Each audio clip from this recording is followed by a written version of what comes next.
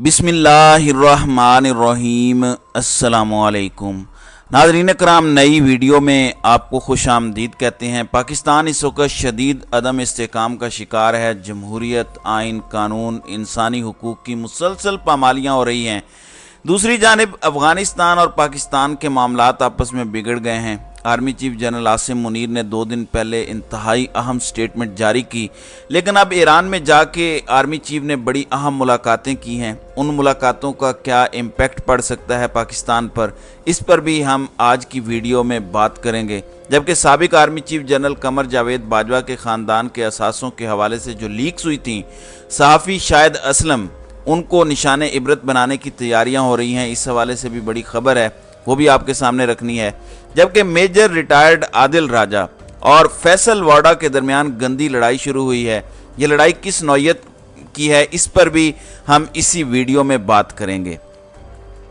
नाज़रीन इकराम, पाकिस्तान में वैसे तो आजकल तमाम तकरीबन लड़ाइयाँ गंदी होती हैं और इस तरह के अल्फाज इस्तेमाल किए जाते हैं जो अक्सर औकात नहीं करने चाहिए और नौजवान नस्ल में कोई अच्छा तासुर नहीं जा रहा। लेकिन चूँकि पाकिस्तान की कल्चर सियासत के हवाले से ख़ास तौर पर कल्चर जो है वो बड़ा गदला हो गया है। मेजर रिटायर्ड आदिल राजा, आपको इल्म है, लंदन में मुकीम है, एक्स सर्विस मैन सोसाइटी के ये तर्जुमान रहे और पुराने इनके इस्टेब्लिशमेंट के साथ अहम ताल्लुकात थे। लेकिन जब रजीम चेंज हुआ तो उसके बाद इनको काफ़ी तंग किया गया, इन्हें मुल्क छोड़ना पड़ा। बहुत सारी खबरें इनकी दुरुस्त साबित होती हैं, कुछ खबरें गलत भी साबित होती हैं। बहुत सारे लोग इन पर तनकीद करते हैं, बहुत सारे इनकी हिमायत भी करते हैं और इनको अच्छा समझते हैं। दूसरी जानिब फैसल वाडा, ये एक इंतहाई अहम किरदार हैं जो पहले इमरान खान के बड़े करीबी साथियों में शुमार होते थे। लेकिन जब अरशद शरीफ की शहादत हुई उसके बाद जिस तरह गैर संजीदगी और भौंडे अंदाज में इन्होंने प्रेस कॉन्फ्रेंसेस की और जो जॉइंट इन्वेस्टिगेशन टीम को इन्होंने कोई बयान तो रिकॉर्ड नहीं करवाया, सिर्फ इनको टीवी चैनल्स पर बातों के लिए लाया जाता है, तो इस वक्त ये एक टाउट किस्म के शख्स हैं। आदिल राजा कहते हैं कि मुबैना तौर पर फैसल वाडा की जनरल फैसल नसीर ने उन्हें कुछ वीडियोस दिखाकर ब्लैकमेल किया, साथ ही अगली हुकूमत में ओहदे का लालच दिया। सिंध हुकूमत को खुसूसी हिदायत देकर रेंजर्स और पुलिस की सिक्योरिटी ने फराहम की। मकसद और मिशन पीटीआई में बगावत करना, इस्टेब्लिशमेंट को अरशद शरीफ के कत्ल से बरीउ ज़िम्मा करने का बयानिया बनाना था। अब ये इन्होंने एक इल्ज़ाम लगाया। फिर इन्होंने कहा कि फैसल वाडा की वीडियो है एमडी पीटीवी के साथ, किसी खातून की वीडियो है, तो इस तरह का कुछ इल्ज़ाम लगाया। मैं वो तफसील नहीं देना चाहता। फैसल वाडा ने इस पर बड़ी सख्त बात की और उन्होंने कहा कि आदिल राजा मेरी जिस वीडियो का जिक्र कर रहा है उसमें ये बताना भूल गया कि मेरी ये वीडियो तेरे घर वालों के साथ है, देखकर आप ये कीजिए वो कीजिए। तो अब ये लड़ाई मेरे मंसूर और बाकियों ने इसका बहुत जिक्र किया। तो ये बात ज़रूर है कि जिस तरह फैसल वाडा ने अरशद शरीफ शहीद की शहादत को रुख देने की कोशिश की, उनका वीज़ा ख़त्म नहीं हुआ था यूएई का, लेकिन उसके बावजूद गलत बयानी की और वो लोग जिनकी वजह से इन्होंने मुल्क को छोड़ा उनको क्लीन चिट देने की जो कोशिश की, बहरहाल ये उनकी इंतहाई भोंडी हरकत थी। इसी तरह जो गैर अखलाकी अल्फाज का चुनाव है, पाकिस्तान का जो सियासी कल्चर है उसमें ये इंतहाई काबिल मुज़म्मत है। बजाय इसके कि दलील के साथ बात की जाए, ये जो गालम गलूच का कल्चर है ये नहीं होना चाहिए। दूसरी जानिब नाज़रीन कराम, ना सियासतदानों और ना ही जर्नलों का एहतसाब होता है और ना ही जजेस का। इस मुल्क में अगर कोई एहतसाब होता है तो वो सिर्फ अवाम का होता है।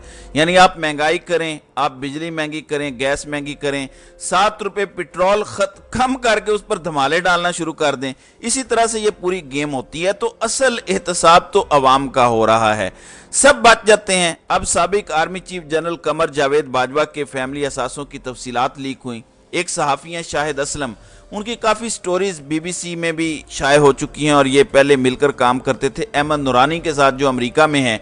फैक्ट फोकस के नाम से एक प्रोग्राम था, लेकिन बाद अज़ां इनके आपस में इख्तलाफात हो गए।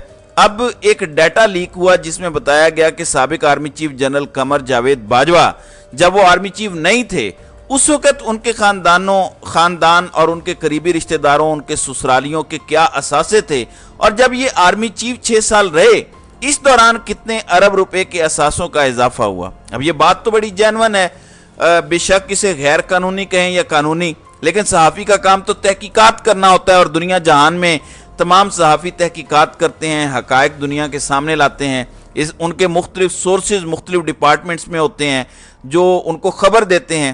لیکن جو یہ مقدمہ بنایا گیا ہے اس میں ایف بی آر کے تو لوگ تھے ہی، لیکن صحافی شاہد اسلم کے خلاف بھی مقدمہ بنایا گیا جس میں کہا گیا کہ یہ ڈیٹا غیر متعلقہ افراد سے شیئر کیا گیا.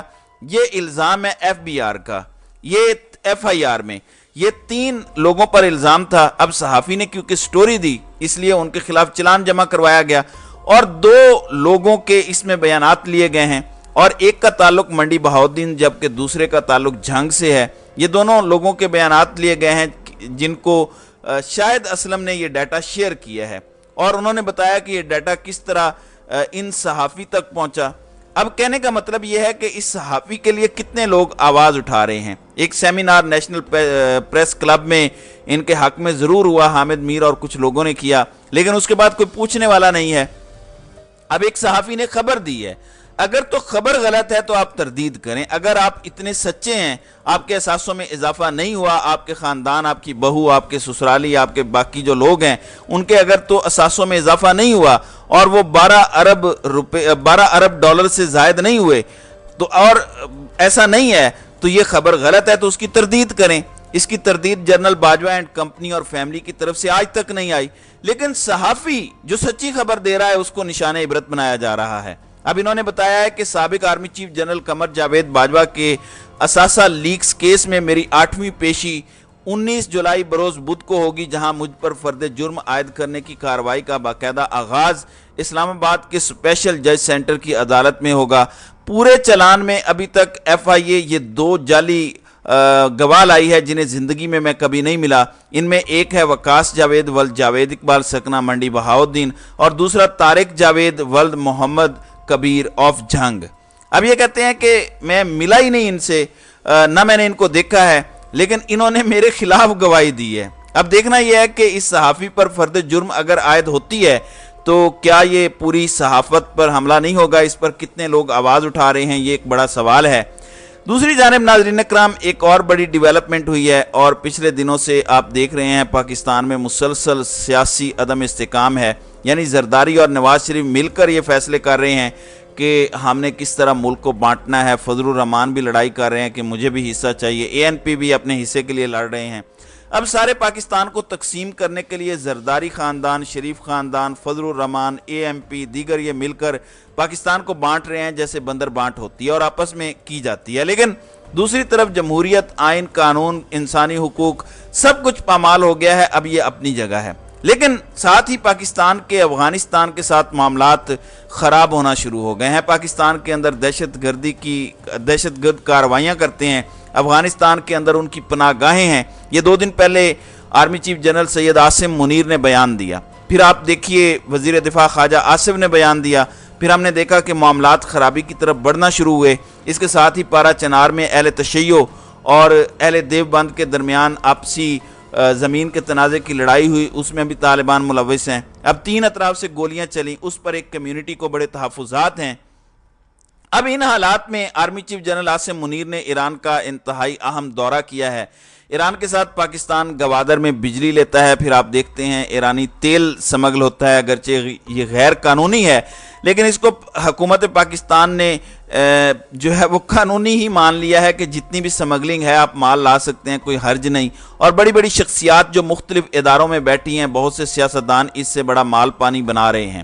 اب خبر یہ ہے کہ پاکستان اور ایران نے تعاون مزید بڑھانے پر اتفاق کیا ہے. ایران کے دورے پر موجود army chief general Asim Munir نے ایرانی chief of general staff major general Mohammad Bagheri سمیت ایرانی قیادت سے ملاقاتیں کی.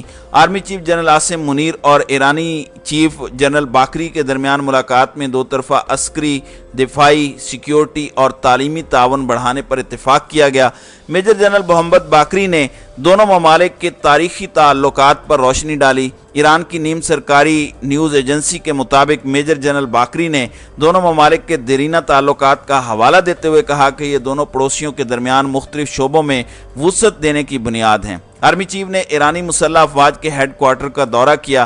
ہیڈ کوارٹر پہنچنے پر ایرانی chief of general staff major general Mohammad Bagheri نے ان کا پرتپاک استقبال کیا اور ISPR के मुताबिक army chief general Asim Munir Iran के 2 रोज़ा दौरे पर हैं, जहां वो ईरानी मुसल्लह क़यादत के साथ साथ सिविल क़यादत से भी मुलाकात करेंगे, जिसमें 2 तरफ़ा उमूर, दिफाई और सलामती के उमूर पर मुज़ाकरात होंगे। दूसरी जानिब ख्वाजा आसिफ ने बयान दिया कि क्या अफ़गानिस्तान दोहा मुआहदे की पासदारी के हवाले से हमसाया होने का हक अदा कर रहा है या नहीं कर रहा।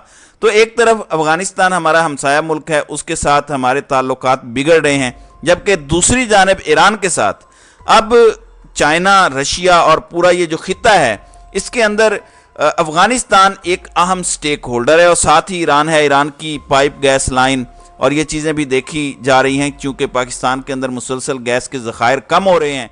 सियासी क़यादत का किसी मुल्क के साथ कोई एतमाद नहीं है, क्योंकि पाकिस्तान की कौम इन पर एतमाद करने को तैयार नहीं है। इसलिए अस्करी क़यादत इस मामले के अंदर मज़ीद मुतहरिक है और आने वाले दिनों में पाकिस्तान और ईरान के माबैन बड़ी डेवलपमेंट्स मुतवक्की हैं। तो नाज़रीन इकराम, आपकी इस वीडियो के हवाले से क्या राय है? आप अपनी राय का इजहार कमेंट सेक्शन में ज़रूर कीजिएगा।